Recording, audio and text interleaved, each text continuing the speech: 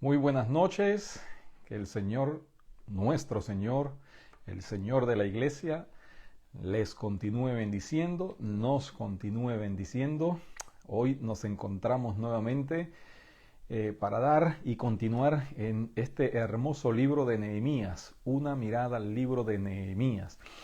Pedimos al Señor su gracia, su favor, para que estos principios nosotros podamos entenderlos, vivirlos, aplicarlos, enseñarlos para el beneficio y edificación de la obra de Dios y por supuesto siempre pensando en la gloria de Dios. La gloria de Dios siempre va unida a la obra de Dios y esto es lo que vemos en la vida de Nehemías, alguien apasionado.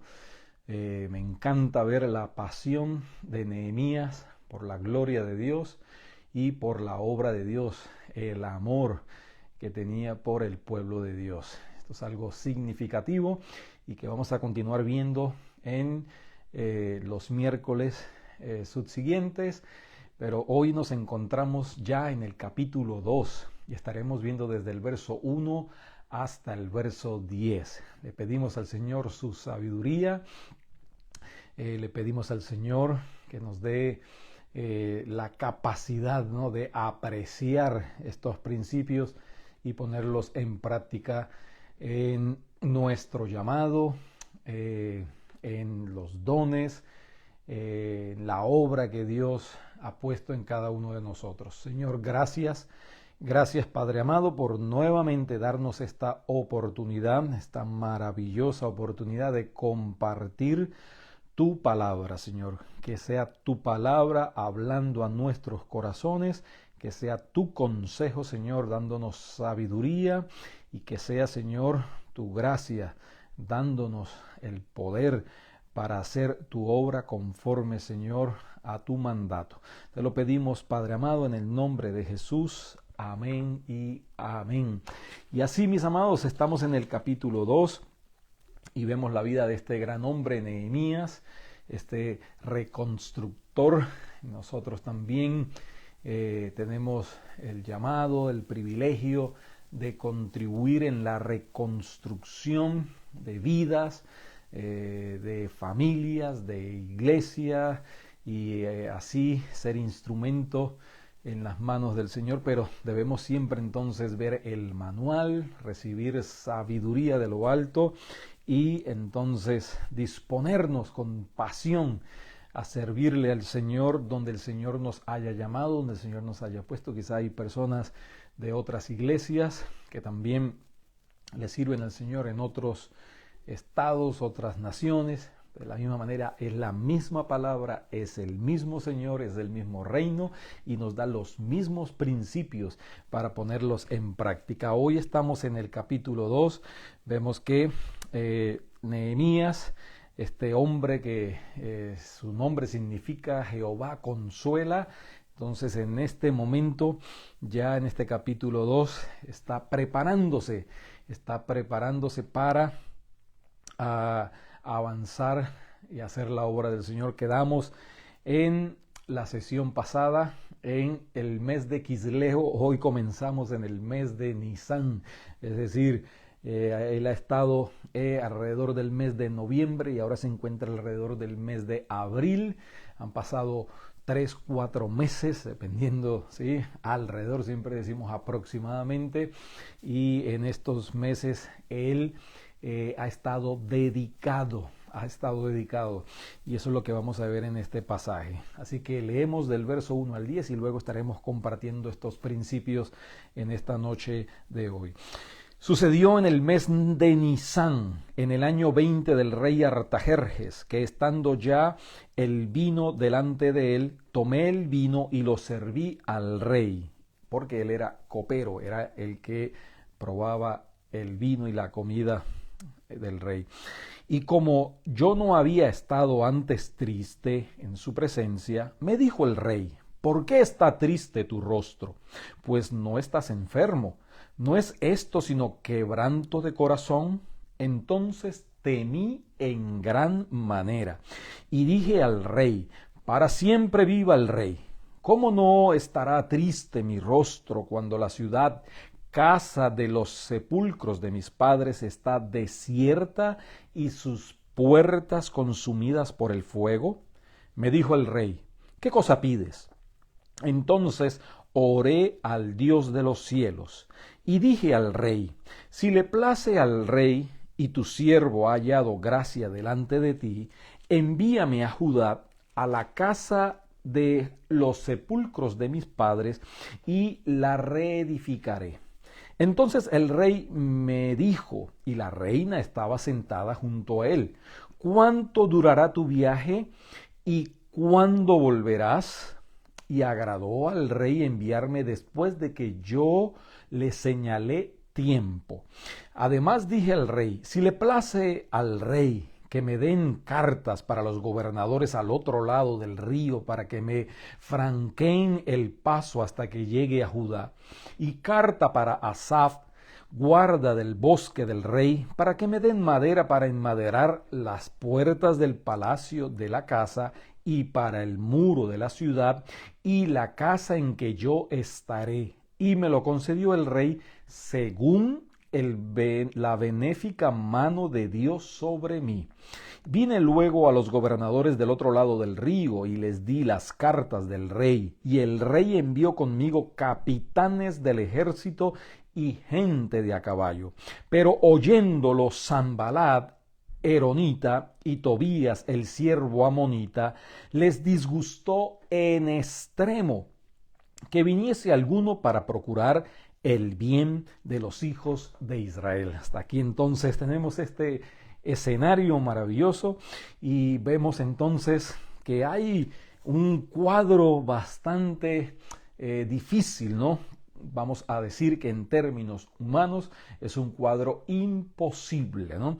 Y la pregunta es entonces, ¿qué hacemos nosotros cuando estamos delante de un cuadro que humanamente parece imposible? Las circunstancias, la situación, la ocasión, los recursos, ¿no? Todo entonces parece que no hay ninguna posibilidad, no hay ninguna forma ni manera de avanzar o cambiar la situación, ¿no? Entonces es una pregunta importante que debemos de hacernos nosotros que hemos sido llamados por el Señor, cualquier persona en su hogar, en su trabajo, en su empresa, en el liderazgo que Dios ha puesto, ¿no? ¿Qué hacer cuando no vemos salida ni solución? Al contrario, lo que vemos son problemas, y cuando vamos a los detalles de los problemas parece que los problemas se incrementan, ¿no?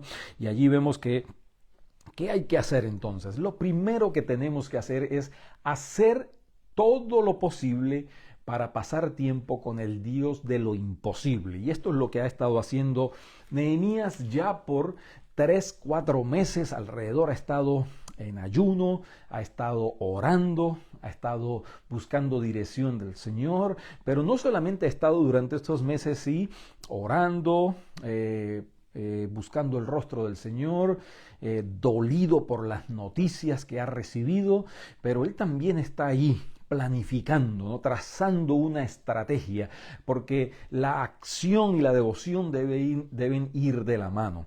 Tenemos que ser personas de devoción, pero también personas de acción, apasionados, así como vemos en la vida de Nehemías. El cuadro es bastante difícil, ¿no? Había un edicto que había dado Artajerjes 14 años antes de que se parara la construcción, porque le llevaron unas cartas manipuladas con bastante cizaña, engaño, y decían que no querían pagar impuestos, que se iban a rebelar, y ahí entonces el rey para entonces la obra, y ante un edicto de un rey que era prácticamente algo que no se podía cambiar ni siquiera por él mismo, entonces está ante esa dificultad, la dificultad de la distancia, ¿no? 1500 kilómetros alrededor, la dificultad del camino, ¿no? 4 meses de peligro, de escasez del clima, ¿no? La falta de recursos, la falta de equipos, la falta de personal, así que la oposición creciente allí presente, el panorama, ¿no? Destruido, los muros, las puertas quemadas. Así, ante todo ese cuadro, pues uno diría, pues mejor me quedo, estoy aquí como copero, tengo la confianza del rey, estoy en la comodidad, tengo todo lo que yo desea a mi mano, estoy en el palacio, tengo una buena posición, soy de influencia. ¿Para qué arriesgarme? ¿Para qué lanzarme en esta aventura viendo todas las dificultades, ¿no? Y ahí entonces, como la ley de Murphy, ¿no?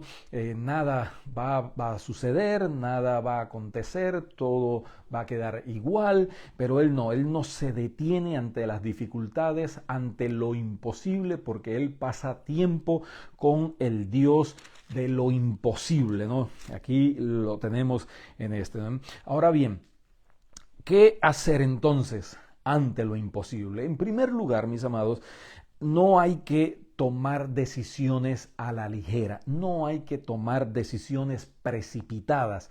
Él tenía ya un buen tiempo, no se apresuró, cuando recibió las noticias no salió corriendo a abandonar su posición como copero e irse, no fue a tocar inmediatamente la puerta al rey, no, él esperó el momento adecuado, el momento propicio.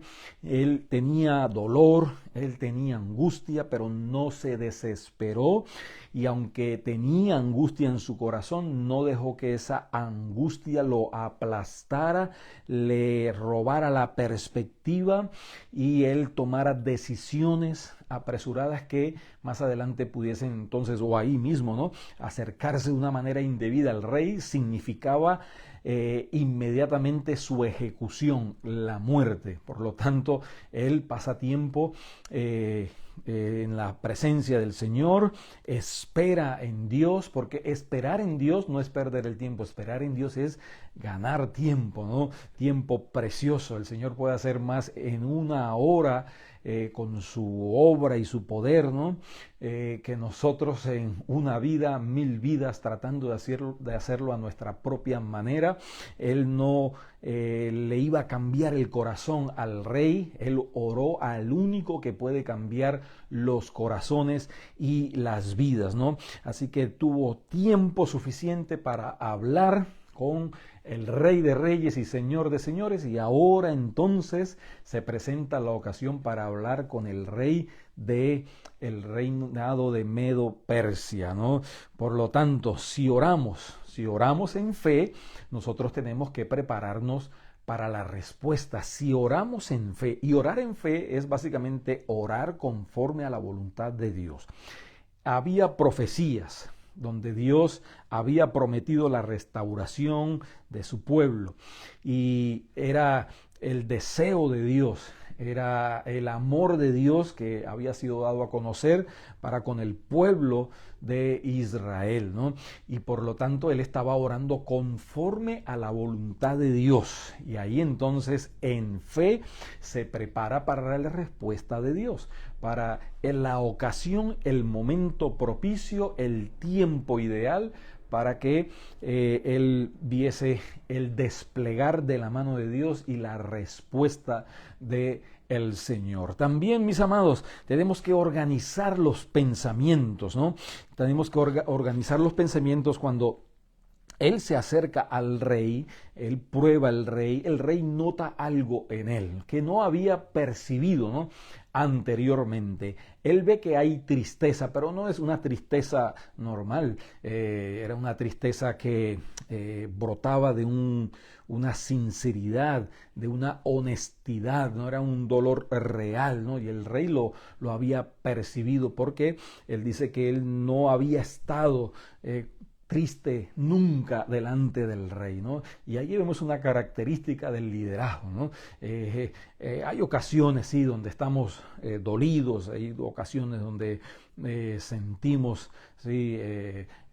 Pesar, él lloró por un buen tiempo, ¿no? Pero no era la norma en su vida había siempre alegría, ¿no? Se presentaba, lo conocían, el rey no había visto esa expresión anteriormente en su rostro, ¿no? Y debemos de ser personas alegres, ¿no? No es una alegría fabricada, no es una alegría artificial, es una alegría que brota del gozo del Señor, de la presencia del Señor, de la comunión con el Señor. Pero en esta ocasión no fue algo fingido, no fue una estrategia únicamente, fue una honestidad, ¿no? Porque estaba en riesgo su vida. Por eso es que cuando el rey lo percibe y lo ve de esa manera y él entonces le responde, le dice, no es esto mi quebranto de corazón. Entonces dice, temí en gran manera, ¿no? Porque su vida estaba en riesgo. Verlo en esa situación quizás crearía algún tipo de sospecha y el rey entonces diera la sentencia de muerte, ¿sí? Porque quizás estaba en un complot, reyes eran envenenados, había traiciones, había engaños, había manipulaciones, había componendas, había toda una serie de situaciones que eran ideales al ver a alguien de confianza con una actitud extraña y sospechosa, ¿no? Pero había un dolor genuino que lo percibió y él fue honesto con el rey. Por lo tanto, él estuvo organizando los pensamientos. Fíjense que la respuesta que da no es una respuesta que la sacó en ese momento, ¿no? Ellos sabían, ¿no?, que la cultura medo-persa valoraba en extremo a los ancestros, ¿no?, a los sepulcros de los padres de los antiguos, ¿no? Por eso es que él responde, ¿cómo no estará triste mi rostro cuando la ciudad, casa de los sepulcros de mis padres, está desierta y sus puertas consumidas por el fuego? Así que él tenía los pensamientos bien organizados. Y tenemos que pasar tiempo, ¿no? Cuando vemos las imposibilidades, entonces pasamos tiempo con el Señor. Nosotros entonces no tomamos decisiones precipitadas y organizamos nuestros pensamientos. Así debe ser también entonces en las responsabilidades que Dios ha puesto en nuestra mano, ¿no? Hay imposibilidades, oramos al Dios de lo imposible y también entonces nosotros organizamos los pensamientos, ¿no?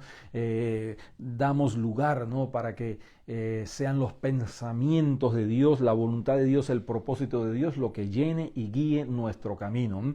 Y no dejar que ningún pensamiento que no provenga del Señor entonces tome control de nuestra vida, control de nuestras emociones, control de nuestra capacidad de reflexionar y ver las cosas, ¿no?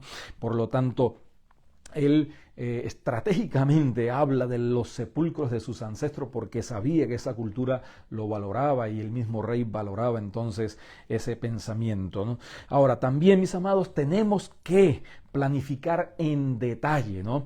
Cuando el rey le dice, vemos allí en el versículo, me dijo el rey, ¿qué cosa pides?, ¿no? Él vio la puerta que el Señor había abierto, la ocasión, el kairos de Dios, el momento ideal, el momento propicio. Entonces él ya estaba preparado, ¿no? Él estuvo durante 4 meses haciendo entonces planes. No es malo planificar, esto no es falta de fe, hay que soñar en grande porque tenemos un Dios que es grande, soñamos conforme a la voluntad de Dios, el propósito de Dios, la palabra de Dios, pero él había entonces trazado, ¿no?, y había visto las necesidades, había visto los pros, los contras, todo lo que estaba en juego alrededor de la decisión que estaba a punto de tomar. Y él otra vez allí nos dice que entonces oré al Dios de los cielos. Sí, él había orado y lo ve como una confirmación, pero siempre en dependencia del Señor. Avanzamos y avanzamos en oración. Vemos puertas abiertas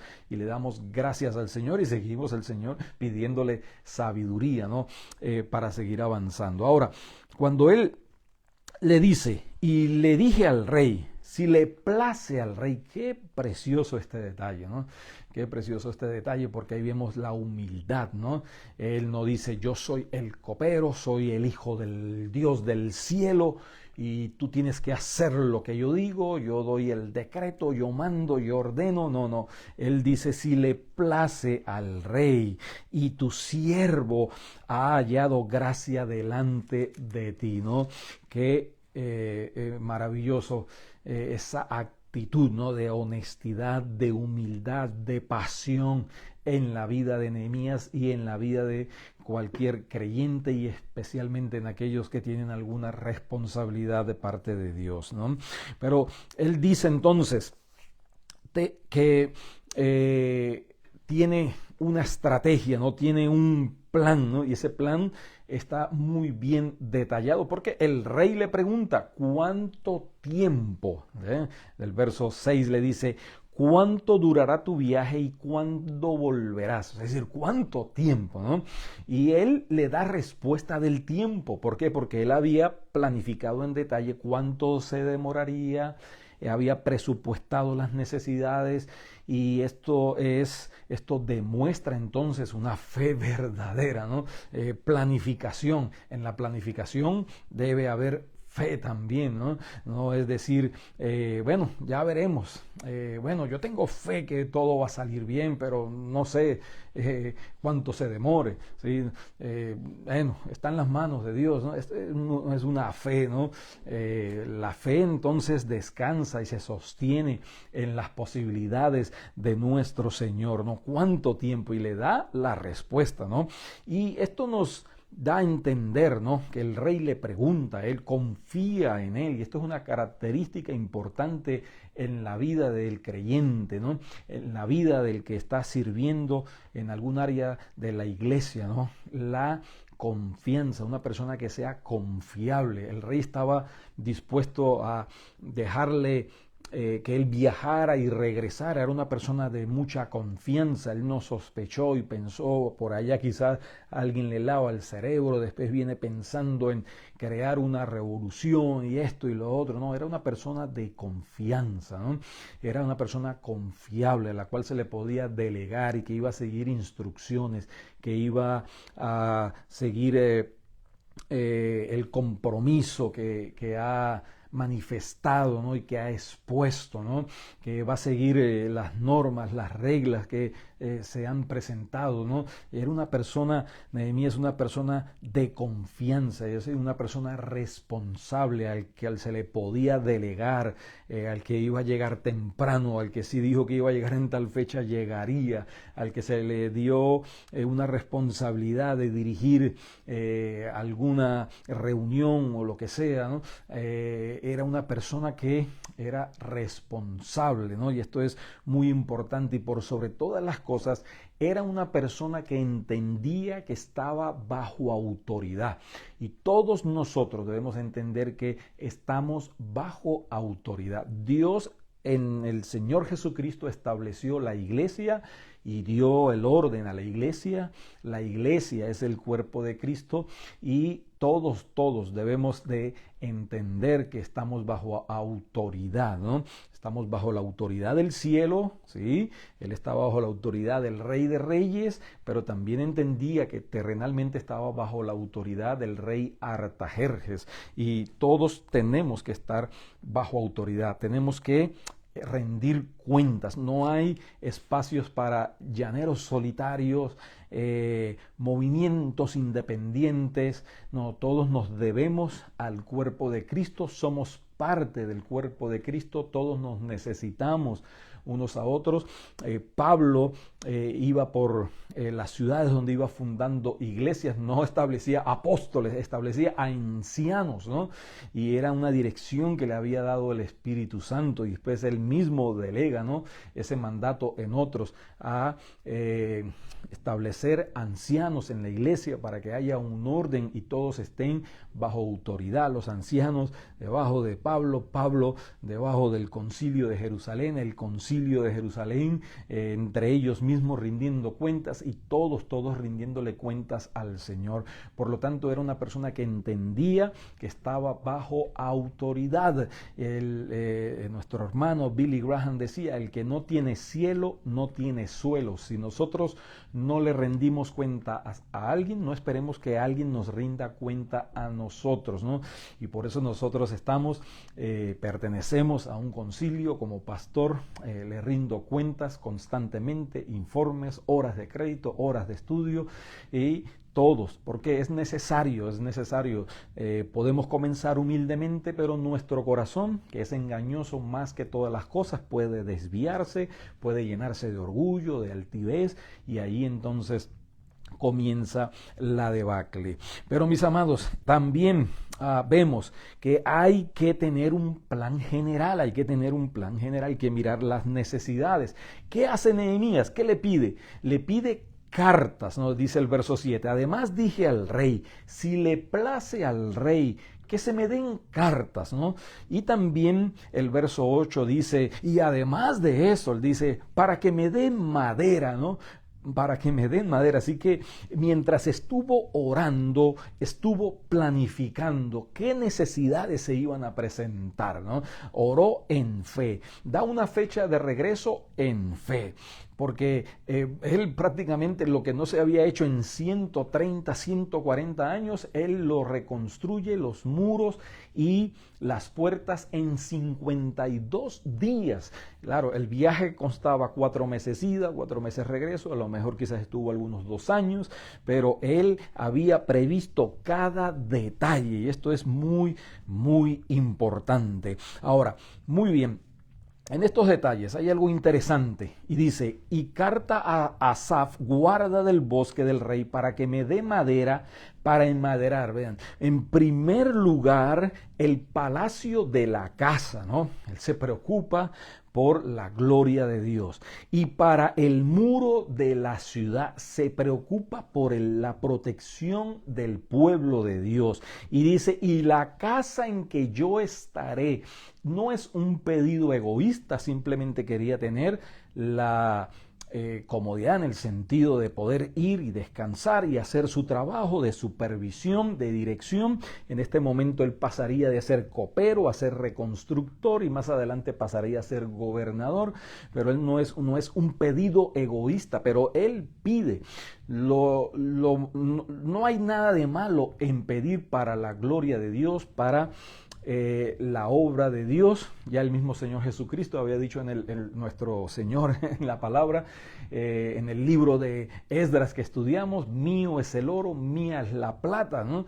Pero él tenía una preocupación, ¿no? Primero, por la gloria de Dios; segundo, por la protección del pueblo de Dios; y tercero, entonces, para poder tener la seguridad, la tranquilidad y poder dirigir entonces la obra de Dios. Y esto es muy importante, porque nosotros no podemos desligar la cabeza de la iglesia del cuerpo de la iglesia.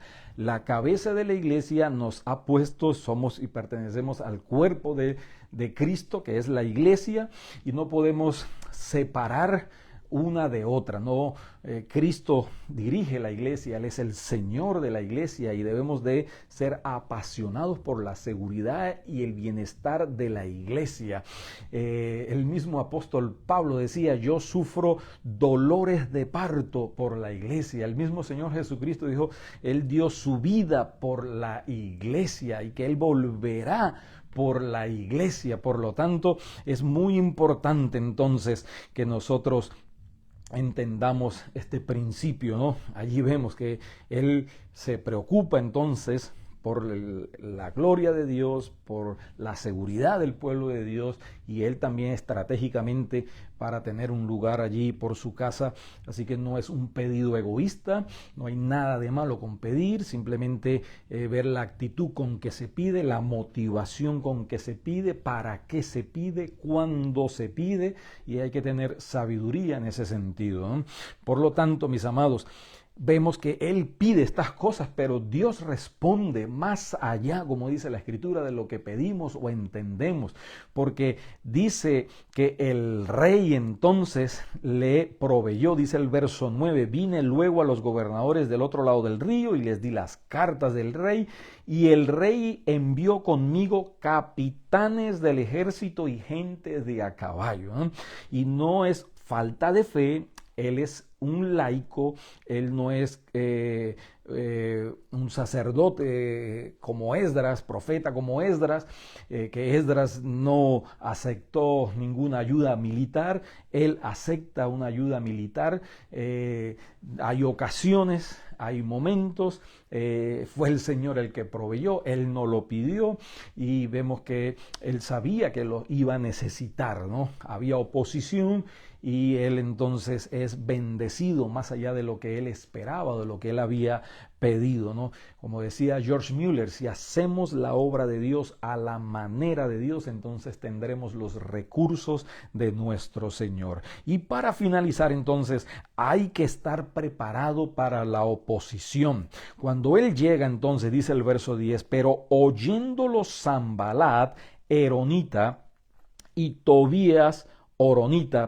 y Tobías, el siervo amonita, les disgustó en extremo, ¿no?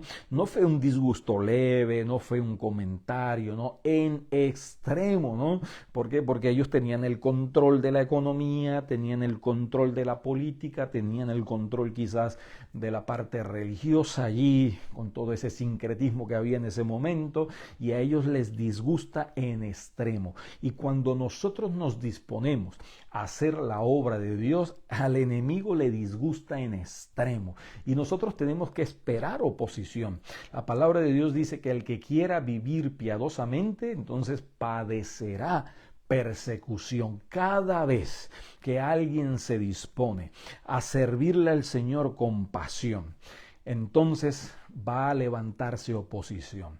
Si usted quiere darle el mejor somnífero, ¿no?, al enemigo, a Satanás, es crúcese de brazos y no haga nada. Si usted no hace nada, si usted se cruza de brazos, usted puede estar tranquilo que no va a enfrentar ninguna oposición del enemigo. Pero nosotros no estamos llamados a cruzarnos de brazos o no a hacer nada. Nosotros estamos llamados a identificarnos entonces con las luchas del pueblo de Dios, con el bienestar del pueblo de Dios. Somos la iglesia nosotros, ¿sí? Y el Señor entonces es el que nos ha llamado y el Señor es el que ha puesto en nosotros. Hay muchos enemigos, ¿no? Y él tenía, al principio vemos enemigos que pueden ser enemigos internos. Él tenía tristeza y temor. Pero si a esto le añadimos entonces la indiferencia, son enemigos terribles que nosotros tenemos allí. No podemos ser indiferentes, ¿no?, ante el llamado de Dios a servirle, a honrarle, a contribuir en la edificación de la iglesia, y para eso entonces tenemos que prepararnos, pasar tiempo con el maestro, tenemos que organizar los pensamientos, tenemos que planificar en detalle, tenemos que tener un plano general y prever entonces las necesidades, pero también tenemos que estar preparados para enfrentar oposición de nuestro corazón, que quizás es la oposición más terrible que podamos enfrentar, la indiferencia, una actitud inerte. Él podía haberse quedado en el palacio y decir, bueno, sí, esto... yo no soy Dios, yo no cambio a la gente, el Señor se encargará, en su tiempo el Señor hará todas las cosas, pero no involucrarse, ¿no? Eso es algo terrible. Hay personas que pueden identificar el problema. Nehemías, él preguntó, ¿no? Él preguntó cuál era el problema, cómo estaba, y después entonces él se identificó con el problema, ¿no? Y él formó parte del problema en el sentido de que él confesó el pecado por él, por la casa de sus padres y por todo el pueblo. Él decía, perdónanos, te hemos ofendido. Entonces, no solamente él pregunta, sino que él se identifica, pero también él forma parte de la solución. Porque muchas veces podemos preguntar, ¿no? Identificar el problema, pero no formar parte de la solución, sino al contrario, formar parte o incrementar el problema, y debemos que disponernos, ¿no? Y vemos un problema, pues oremos, pasemos tiempo con el Señor, veamos entonces qué solución se le puede dar, y si traigo algún tipo de problema por una situación, pues también tengo que traer algún plan para la solución y ser yo entonces parte de la solución, ¿no? Y eso es lo que hace allí Nehemías, ¿no? Y vemos que también hay oposición externa. Menciona dos personajes, los vamos a seguir viendo en lo adelante. Menciona a Sanbalat y a Tobías. Y lo interesante de todo es que el nombre Tobías significa Jehová es bueno, ¿no? Jehová es bueno. Y vemos que era un disfraz que tenía personificando el nombre de él, ¿no? Jehová es bueno, pero su corazón estaba lleno de maldad, su corazón estaba lleno de odio, porque dice allí que les disgustó en extremo que viniese alguno para procurar el bien de los hijos de Israel. Y cuando hay alguno que se levanta procurando el bien de la iglesia, entonces vemos que se va a levantar entonces un Tobías, un Sanbalat, pero muy posiblemente sea algún Tobías, que su nombre significa Jehová es bueno, pero él es un disfraz, es un lobo disfrazado de oveja, y lo único que quiere es su beneficio, aprovecharse egoístamente para sacar algún tipo de beneficio egoístamente, ¿no?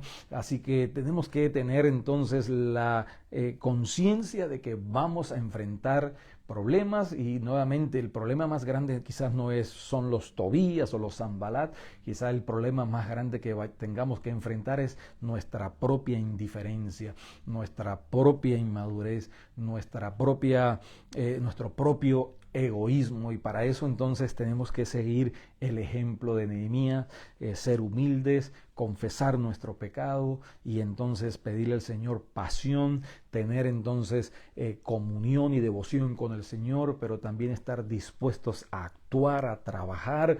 Nos va a costar, mis amados, y nosotros tenemos que detenernos y evaluar el costo de servirle al Señor. Servirle al Señor no es un entretenimiento, no es un pasatiempo, no es una posibilidad después de que todo lo que ocupe lugar en mi agenda. Entonces, si me queda tiempo, si me quedan fuerzas y si tengo ganas, no, servirle al Señor nos va a costar, y muy probablemente nos pueda costar todo, así como le costó a los apóstoles. Pero tenemos que entonces saber que le servimos al Rey de Reyes y Señor de Señores, y que no hay privilegio mayor en esta tierra que presentar nuestra vida como un sacrificio vivo, santo y agradable al Señor. Por tanto, ya terminando, no debemos de enfocarnos en el enemigo. Sí, tenemos que estar preparados para la oposición. Pero muchas veces pasamos tanto tiempo que el enemigo me puso tropiezo, que el enemigo no me deja avanzar, que el enemigo pone dificultad, y estamos ahí que el enemigo y que el enemigo y que el enemigo. Mis amados, la palabra de Dios dice claramente: someteos pues a Dios, resistid al enemigo y él tiene que huir. Si nosotros nos enfocamos en el Señor y en la obra del Señor, entonces el Señor se encarga de nuestra protección, de nuestra seguridad, de nuestra provisión. No debemos de ignorar sus maquinaciones, como dice la misma palabra, pero no debemos de enfocarnos en el enemigo. Debemos de enfocarnos en la gloria de Dios, en el Dios de gloria, y allí entonces nosotros avanzaremos ante toda imposibilidad, de la mano y de la guía del Dios de lo imposible. El Señor Jesucristo ha dicho: no te he dicho que si crees verás la gloria de Dios, y eso es lo que deseamos ver, la gloria de Dios en nuestras vidas y la gloria de Dios en la iglesia, el cual el Señor nos ha puesto como un privilegio para servirle. Señor, gracias por tu palabra, gracias, Señor, por esta hermosa porción. Te pedimos, Padre de la gloria, que tú nos uses, Señor, como instrumento en tus manos para seguir adelante en lo que tú has puesto en nuestras manos. Gracias, Padre amado. Bendice a toda persona que esté pasando por una dificultad, por una oposición, y que tú le has llamado también a ser un reconstructor de vidas y a contribuir en la edificación de tu iglesia. Bendícele, Señor, y dale, Señor, como dice tu palabra, el deleite de servirte, y tu palabra nos promete, Padre amado, que nos deleitemos en el Señor y tú nos concederás las peticiones de nuestro corazón. Lo pedimos, Señor, en esta hora, y te damos gracias por tu palabra, por tu presencia y por tu amor para con tu iglesia. En el nombre de Jesús, amén y amén. Como cada miércoles, mis amados, una mirada al libro de Nehemías, y avanzamos los domingos. Comenzamos la serie de Primera de Corintios. Hicimos la introducción. Usted puede ir al canal y buscar allí Primera de Corintios, y avanzamos entonces haciendo la obra del Señor para la edificación y el beneficio de su iglesia. Y de la misma manera, cada domingo sí les invitamos, 11 de la mañana, Alianza Cristiana y Misionera, Brandon, Florida. Dios les bendiga, Dios les guarde.